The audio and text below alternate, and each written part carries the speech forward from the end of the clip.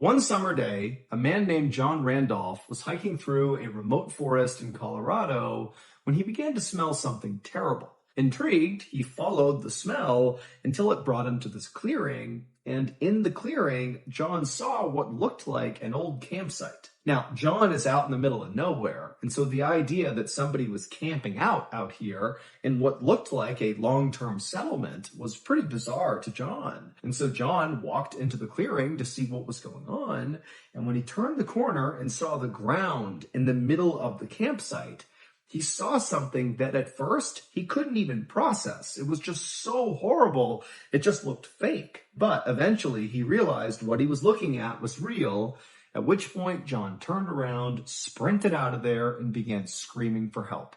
But before we get into that story, if you're a fan of the strange, dark, and mysterious delivered in story format, then you've come to the right place because that's all we do, and we upload once a week. So if that's of interest to you, please invite the like button to go out to lunch with you. But once you get there, spend the entire time chewing as loudly as possible with your mouth wide open. Also, please subscribe to our channel and turn on all notifications so you don't miss any of our weekly uploads. Okay, let's get into today's story.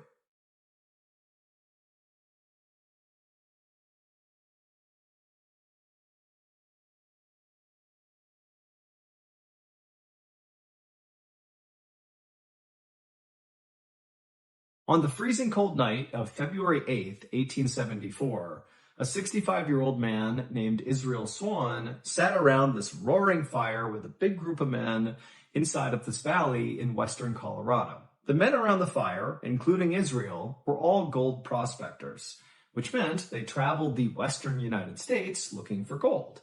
But over the past several weeks, this group of prospectors had been trapped in this valley because of all the terrible winter storms. They had these storms coming in that each time would dump up to 6 feet of snow. But on this particular night, as Israel sat by the fire, enjoying the flames and hearing people tell stories, one of Israel's friends, one of the other gold prospectors, whose name was Alfred Packer, he stood up and basically pitched the whole group as to why they should come with him and leave the valley right now. Basically, Alfred told the group that, the weather is starting to turn a bit. It's not as bad anymore. The snow's starting to melt. And Alfred said, I know a pathway out of here that will take us out of this valley in just 2 weeks, and it'll bring us right to Breckenridge, Colorado, which was an area that was known by prospectors for having lots and lots of gold.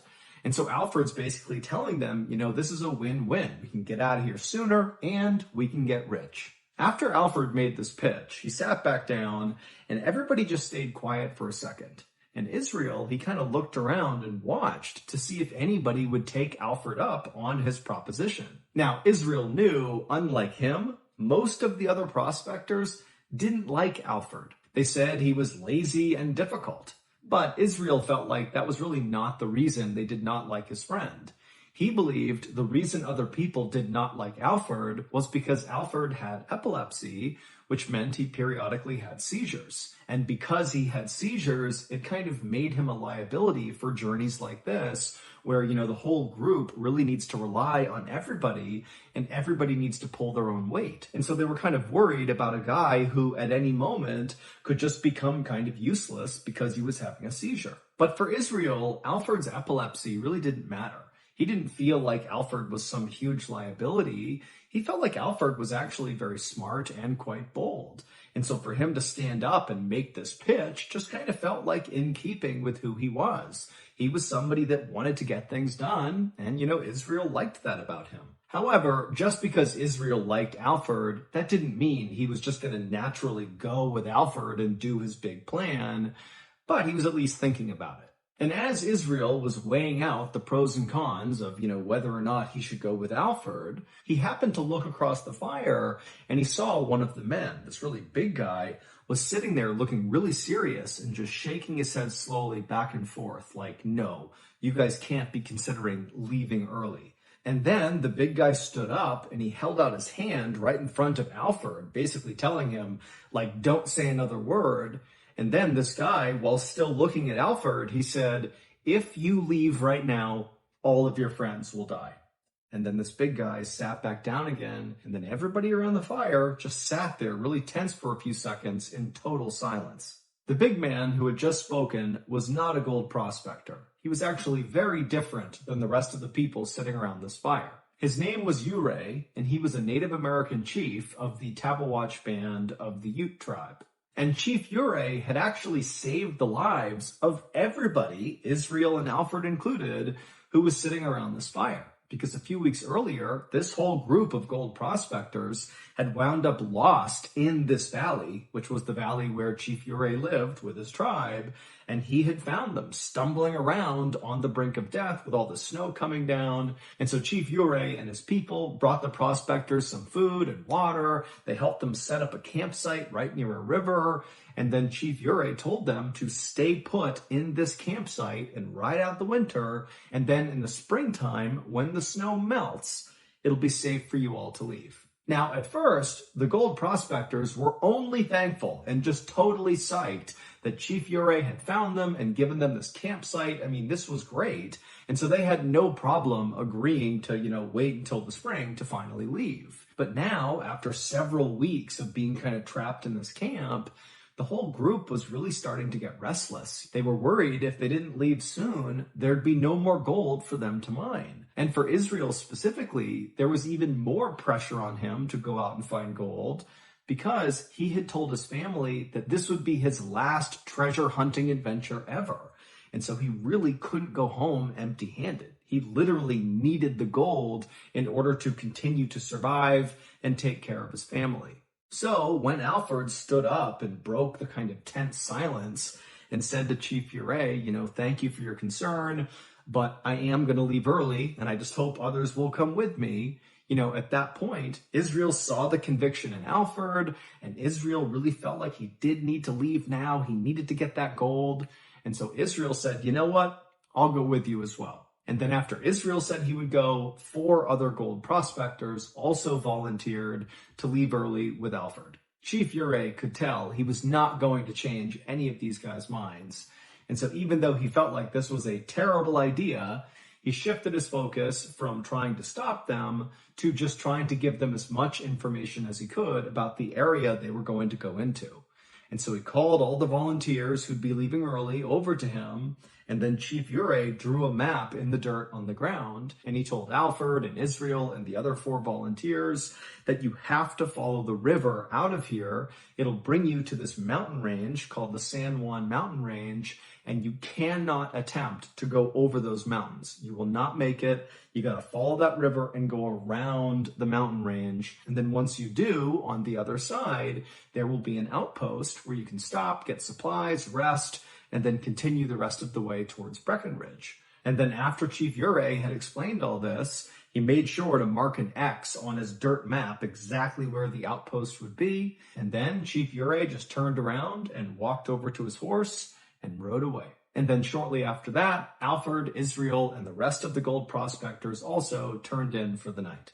The next morning, Israel, Alfred, and the other 4 volunteers who were going to be going on this journey, they got up early and began packing up their stuff. And as they did, one of the other gold prospectors who had not volunteered to go with them, who would be staying in the valley until the springtime, he actually came forward and said he would help them carry their supplies as far as he could go, using his horse. But at some point he would need to stop, drop off their stuff, and then they would be on their own. And so the men were very thankful about this. And so shortly after eating breakfast, they were all ready to go and they hit the trail. As Israel and the rest of the prospectors began to hike their way up and out of the valley, they began to see off in the distance the huge jagged mountains of the San Juan mountain range, but they were careful to kind of veer closer to the north to stay along that river path because they knew they were not supposed to go up and over the mountains. And as Israel trudged through the snow in a line of men, he held on to a coffee pot, a metal coffee pot that he kept hot coals inside of. This not only kept his hands warm, but also, if he ran out of matches, he could easily start a fire using the coals. It was an old trick he had learned. And so as he's clutching this magnificent warm coffee pot in the freezing cold weather, Israel heard someone walking up behind him. And so he turned around and he saw it was Alfred. And he looked totally miserable, way more miserable than Israel was. And so without even thinking about it, Israel just handed off his warm coffee pot to Alfred. And Alfred took it and clutched it and was obviously so thankful. Now, none of these gold prospectors had struck it rich. They were all basically poor. But of all these gold prospectors, Alfred really had the least of all of them. And as a result, Israel kind of felt protective of Alfred. And also, Alfred was half the age of Israel. Alfred was 30 years old. And so Israel kind of viewed Alfred as like a lost kid trying to find his way. Alfred had also confided in Israel that when the Civil War broke out in the United States, Alfred had attempted to join the Union Army on 2 different occasions because he wanted to fight the slaveholding Confederate Army. But in both cases, they kicked Alfred out for his epilepsy. But that had not stopped Alfred from tattooing on his arm his battalion information and his name. And unfortunately, because Alfred could not read or write, he misspelled his name when he gave it to the tattoo artist.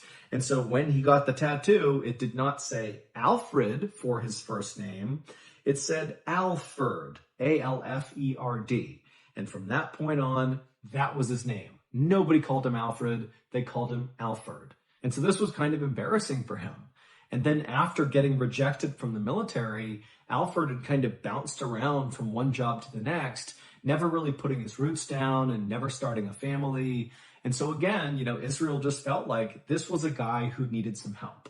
And so after Alfred very happily accepted that coffee pot from Israel, he in turn reached into his jacket and pulled out a flask with some alcohol in it, and he handed it to Israel, almost like a thank you for giving me this warm coffee pot. And then the 2 friends walked side by side for a while, passing back and forth the flask and the coffee pot. And then by late afternoon that day, when the snow was really starting to come down, the prospector who had volunteered to use his horse to help move some of their supplies, he had finally reached a point where he said, my horse can't go any farther. The weather's too bad. And so he dropped all their supplies and then he turned and headed back down the trail. And very likely, as these men watched him disappear down the trail, they all had the same thought. I just gotta suck it up for 2 weeks to get through this treacherous journey, and I will get to Breckenridge, and I will become rich.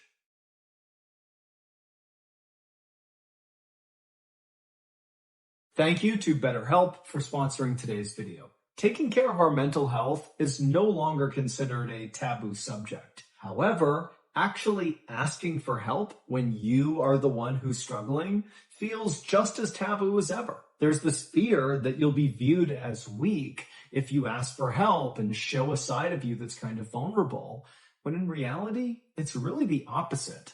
Asking for help when you need it shows strength. And if you do it, it's like right away, your life will improve. The second you let somebody else in, things are going to get better. I can say confidently that if I had not allowed somebody into my life, a therapist, back in 2018 when I was totally depressed, I don't know if I'd still be here. I was going down a very dark path, and I fundamentally believe therapy is what saved my life. Look, therapy is not a one-size-fits-all solution, but if you're struggling right now, I would really encourage you to give it a try. Plus, with the new year having just happened, now is a great time to finally take the plunge and give therapy a shot. And a great therapy platform, especially for people who have never used therapy before, is BetterHelp.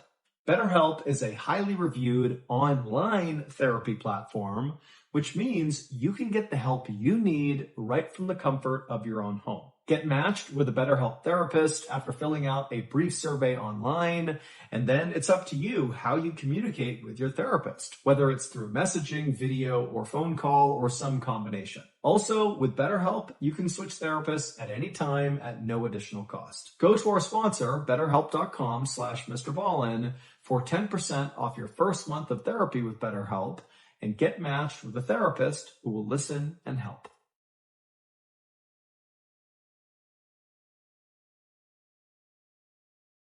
2 weeks would pass by, and Alfred, Israel, and the other 4 prospectors did not show up at that outpost that Chief Ure had pointed out, which was on the other side of the San Juan Mountains. That was going to be their first official stop before they continued the rest of the way to Breckenridge. And then another 2 weeks went by, and still they did not show up at the outpost, and they didn't show up at any of the other camps in the surrounding areas. Now, Alfred's big plan for this group was really dependent on the weather holding up. When they left, it was true that the weather was improving. It was snowing less. But within a couple of days of this group setting off on the trip, those winter storms came back with a vengeance and just dumped snow all over the valley and all across the trail this group would have been on in their attempt to leave. But the only people who knew that these men had embarked on this perilous journey was the men themselves, and then also Chief Ure and the other gold prospectors who had decided to stay in the valley until spring. But even if Chief Ure and those other prospectors knew that Alfred, Israel, and the others were in trouble, they would have no way of helping them or getting to them or even communicating to the outside world. They were completely stuck in the valley and basically couldn't do anything. And so, in short, it appeared that Alfred, Israel, and the other 4 men were totally lost somewhere out in the wild, but nobody knew. But that would all change on April 16th, 1874, roughly 2 months after Israel, Alfred, and the others had begun what was supposed to be a 2-week-long journey. That morning, a group of officials who manned the outpost that Israel and Alfred and the others were supposed to go to, they were having breakfast in one of the outpost's little log cabins. And as they're eating and talking to each other, suddenly from behind them, the door to the cabin flies open, and these officials, they turn around and they see standing in the doorway is this totally disheveled looking guy with long hair that's sticking up in the air and a huge bushy beard. And in one hand, he's got a rifle, and in the other hand, he's got a metal coffee pot. And his eyes were darting like crazy side to side, and he was clearly in shock, and he was trying to speak, but he just couldn't. This man was Alfred, and it was obvious to the officials that this man is in dire need of help. And so without even asking him any questions, they whisked him inside, shut the door, got him some food, got him some water, and immediately Alfred's wolfing down the food as fast as he can until he began vomiting, at which point he apologized profusely and said, I've been starving out in the wild for weeks, and, it must have done something to my intestinal tract, it's probably damaged. But frankly, the officials did not care about the fact that he threw up all over the ground. They were worried this guy was going to die right then and there. And so the officials helped Alfred get cleaned up and put in warm clothes. And then Alfred asked them, do you have any whiskey? I want to kind of warm my body up. And they said, no problem. They handed him some whiskey. And so Alfred threw a couple of shots back. And then after that, it was pretty obvious that Alfred had kind of relaxed a little bit. And then at that point, one of the officials asked Alfred, what happened to you? As soon as Alfred was asked this question, he shut his eyes and kind of grimaced, like even the thought of what had happened to him was just too painful to think about. But after a moment of silence, Alfred, with his eyes still closed, told the officials that he had been with 5 men and they were trying to hike their way out of the valley to get to Breckenridge, Colorado to look for gold. But as they were hiking this trail, this huge storm came in and made it really hard to navigate the trail they were on. And so the group decided they would actually cut through the San Juan mountain range. The thing Chief Ure said, don't do that. Do not go over the mountains. They decided to do that.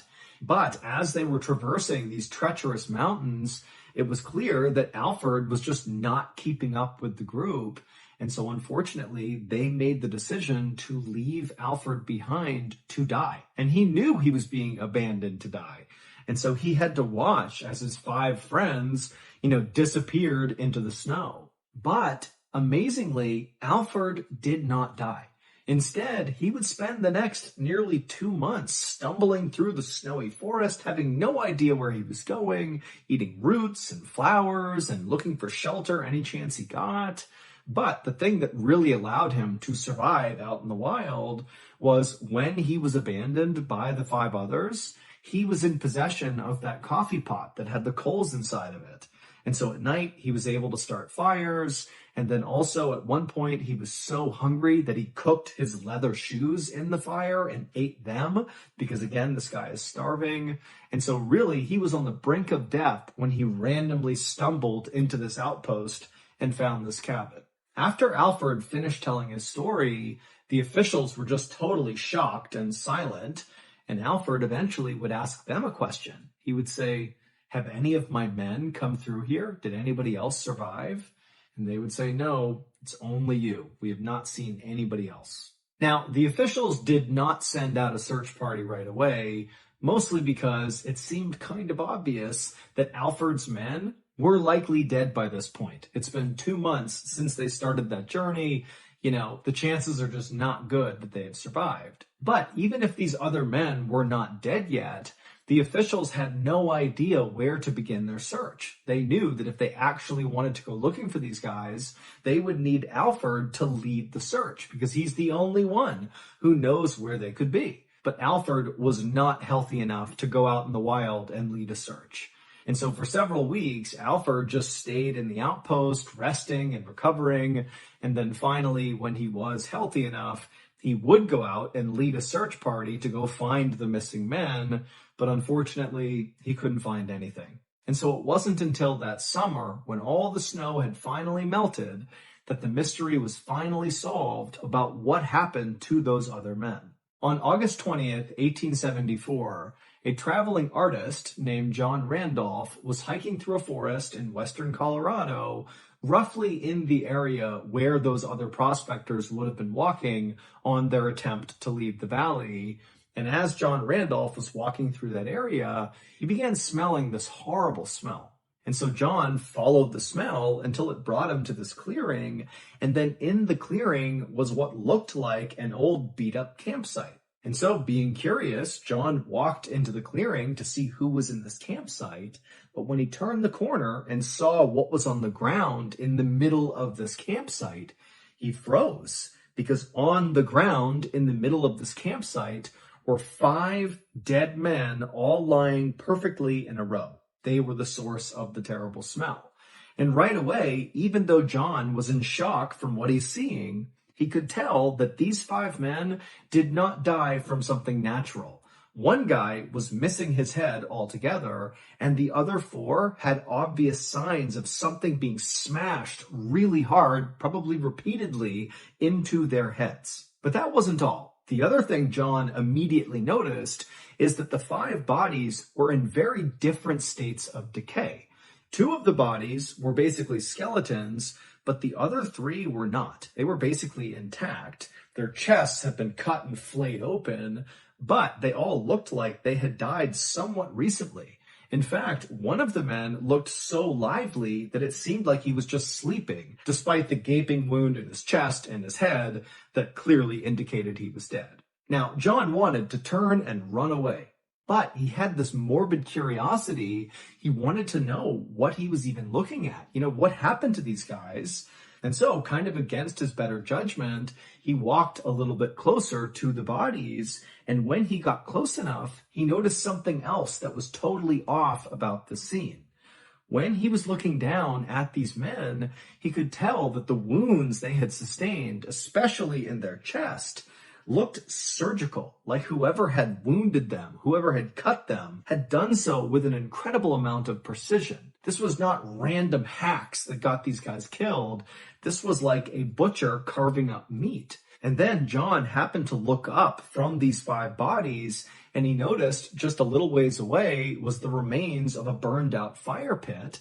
And then there was a trail that kind of led off into the woods behind the fire. And so again, John, he wants to run, but he can't help but be really curious. And so he walked past the bodies, he went to the fire pit, and he followed that trail kind of back into the woods. And he found this ramshackle shelter kind of tucked away in the woods that was abandoned. No one was in there, but it had all the signs of someone living here for a pretty long period of time. And then suddenly it was like all these pieces came together, and John realized what he had just stumbled on.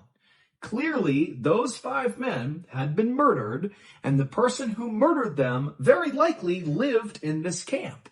And over the course of what looks like weeks or months, this person was butchering these men and then cooking their body parts over that fire and eating them.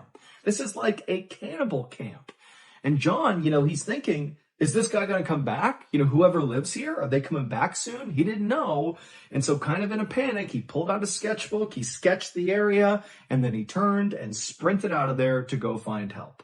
It would turn out John, the illustrator, was totally correct about what he thought was happening at that camp. After Alfred was left behind to die, those 5 other men carried on into the night up into the mountains, and then somebody attacked them, began killing them, and eating them. And that person was Alfred. That was why Alfred had survived for so long. It wasn't just that he was able to make fires at night. It was that he was able to make fires at night and eat his friends. Now, no one has ever been able to actually determine how Alfred went about killing these 5 men, or even when he killed these 5 men. All we know is that based on the investigation, 4 of his victims appeared to have been asleep when they were murdered. But the 5th victim, who actually was Israel, the one guy who really liked Alfred and looked out for him and was kind of like a father figure to him, he was the only one who showed signs of a big struggle before he was murdered. While Alfred denied killing all 5 of the men, he said that he basically only killed one of them and it was self-defense, and somebody else killed the other 4. It was kind of confusing. Despite those claims he had, the one thing Alfred never denied was the cannibalism. In fact, Alfred straight up told authorities that he grew to really like the taste of human meat. In fact, when they searched that campsite that John Randolph found, they would find the remains of a dead deer that was right near the campsite. But despite it being right there, Alfred never attempted to carve it up and eat it. He just kept going back to his stockpile of human meat and eating that. In the end, Alfred was convicted of murder and he was sentenced to 40 years in prison.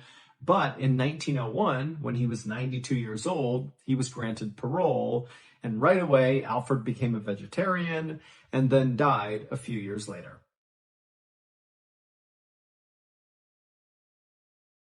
From the 1800s all the way through the 1900s, Bodmin's St. Lawrence Hospital was one of the largest running asylums in all of England. But in 2002, it was permanently shut down due to so many accusations of patient mistreatment. Now, after it was shut down, the property kind of fell into disrepair. It was basically abandoned. And so when it became totally overgrown, it began attracting vandals and urban explorers. And so the owners of the property finally just put up a fence all the way around the hospital, and they hired security guards to patrol the property at night to keep vandals out. And so these security guards began doing that, and very quickly they began reporting that they were seeing and hearing things they couldn't explain on this property. They'd hear things like footsteps on floors that they knew were vacant, or they'd hear doors slamming, and at least one guard claimed to have seen a gurney roll into the hallway from a room, but then when he checked the room, there was nobody in there. But perhaps the scariest account came from a security guard who, when he showed up for work that night, he was feeling kind of sick. And so when he was out walking the property, he found somewhere to lay down in one of the smaller hospital buildings. And as he was laying there with his eyes closed, he began hearing a tapping sound coming from outside. And so he stood up and he walked over to the window and he looked out into the night, but he couldn't see anything out there that would cause this tapping sound. And so he shrugged and turned back around to go lay down again. But when he turned around, standing in this room with him was this skinny woman wearing a white hospital gown, and she had this grimy black hair that was covering her face. And so the security guard is just staring at her, totally terrified. And before he could do anything, this woman just turns and walks into a wall and vanishes. To hear the full terrifying story,